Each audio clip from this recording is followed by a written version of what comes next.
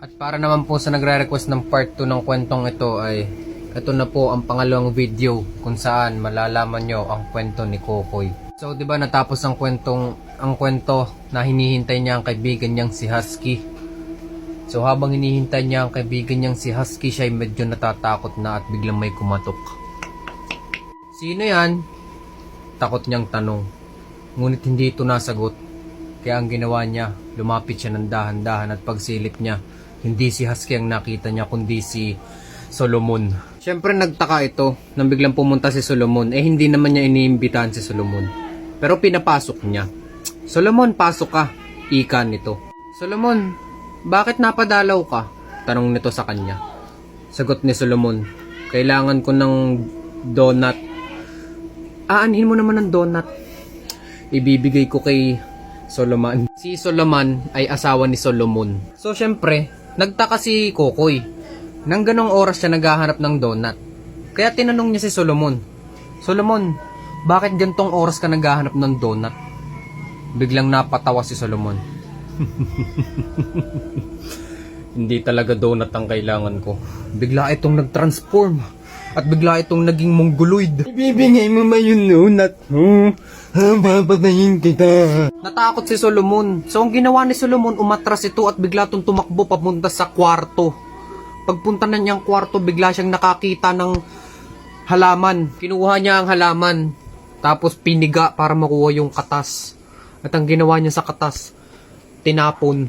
Wala lang, nagpagod lang siya. Ang nakakatuwa dito, habang nalapit yung mongoloid, nadulas siya dun sa katas at biglang natumba. Nagbago yung hulma ng mukha nito at nalaman niyang si Husky pala. Husky, bakit mo nagawa sa akin to? Bakit mo ako papatayin?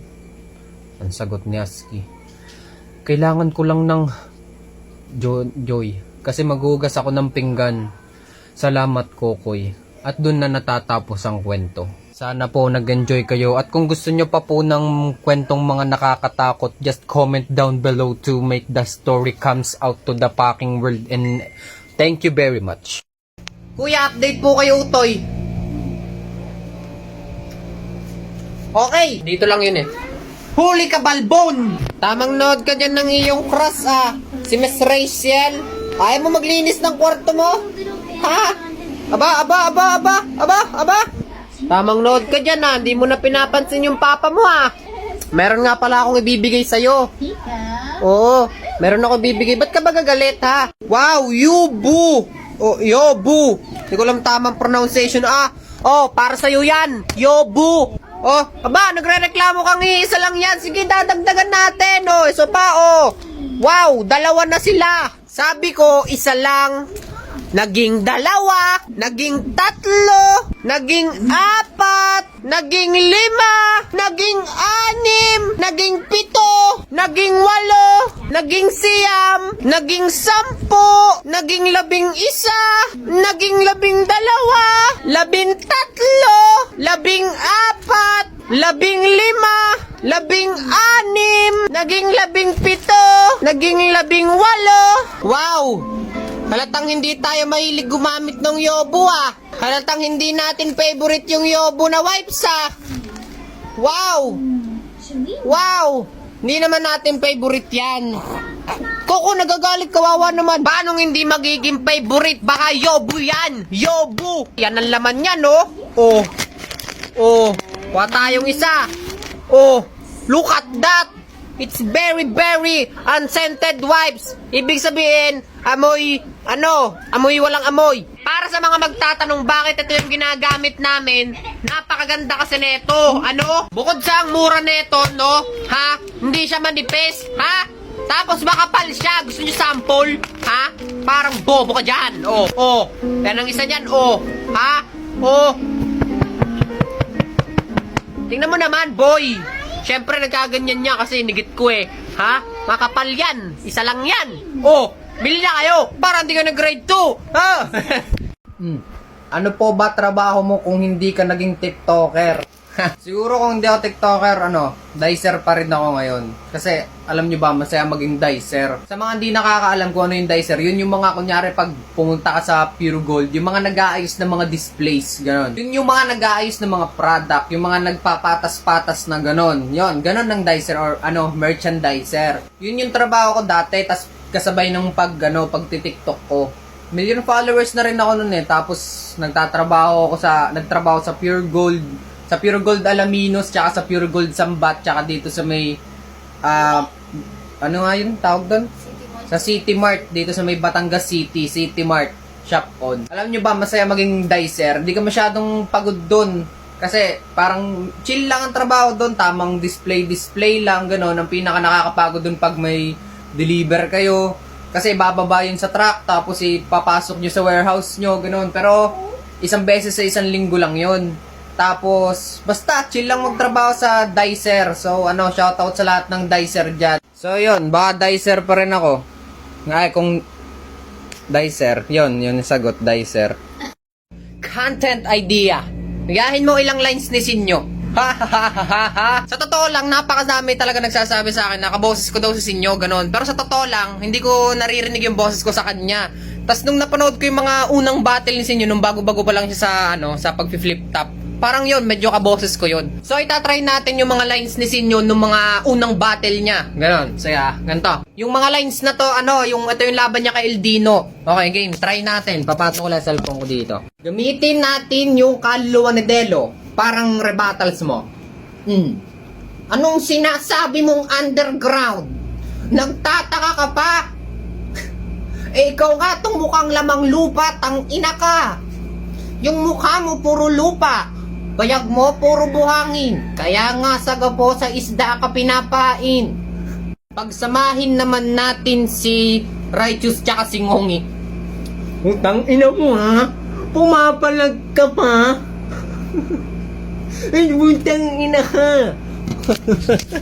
Yoko na. Oh, may nag-comment. Bakit parang ang pogi mo naman ngayon? Ha? Ngayon mo lang nalaman na pogi ako? Ako kasi alam ko, araw-araw Ha? Pogi ako araw-araw sa ayaw at sa gusto mo. Yun ang sabi ni mama. Pogi daw ako. At syempre kung akong tatanungin, kung pogi ako, malamang, pogi ako na to Diba? Alam nga namang sabihan kong pangit ako sarili ko to. Pogi ako. Ha? Sa ayaw at sa gusto nyo. Araw-araw, pogi ako. At ito pa ang isang tanong. Tuwang-tuwa kayo sa pangalan ko no? Ask lang po, bakit window pinangalan sa inyo? Actually, ilang beses ko na siyang nakwento dito sa TikTok kung bakit window yung pangalan ko o bakit window yung pinangalan sa akin na magulang ko. Pero dahil malakas ka sa akin, ikekwento ko ulit. Ganito kasi yan. Sa Italy po ako pinanganak. Sa ospital sa Italy. Biruin mong 9 months akong dinala ng nanay ko sa tiyan. Tapos hindi man lang sila nag-isip kung anong ipapangalan sa akin pag lumabas na ako. Nung ako'y nailabas na, edi syempre karga na ako ng nanay ko. Lumapit daw yung isang nurse. Sabi nung nurse, sa Italiano, pero tatagalugin ko na lang. Mommy and Daddy, aayusin na po namin yung birth certificate ng anak nyo. Maaari po ba naming malaman kung anong ipapangalan nyo sa anak nyo? Nung tinanong sila kung anong ipapangalan sa akin, tsaka lang sila nag-isip. Eh di syempre, nag-iisip. Nag-iisip sila ng pangalan. Tas habang nag-iisip ng pangalan, yung nurse nangungulit na. Kasi iniintay na talaga yung pangalan. Eh di sabi daw, kailangan na po talaga naming malaman kung anong ipapangalan nyo sa anak nyo. Baka daw pwedeng bilisan. Eh di sila, nag-iisip pa rin. Wala talagang maisip Nag-iisip lang sila. Tas habang nag-iisip sila, naiinip na yung nurse. Sadyang tinatanong na talaga kung baka daw pwedeng bilisan, ganun. E di sadyang kinukulit na sila, kinukuha na yung pangalan ko. Yung tatay ko nakatulala habang nag-iisip, nakatingin sa bintana, nakaganyan lang. Tapos nung nagtanong ulit yung nurse, habang tulala yung tatay ko nung nag-iisip, biglang sabi, hala, bintana na nga lang. Window na lang ipangalan nyo. Tapos yung nurse naman, napagsagaling, sinunod nga. Nilagay nga doon window, Alvarez. O edi ayon, window ang pangalan ko. At dito na nagtatapos ang ating kwento mga kaibigan. Ako po si Window. Okay?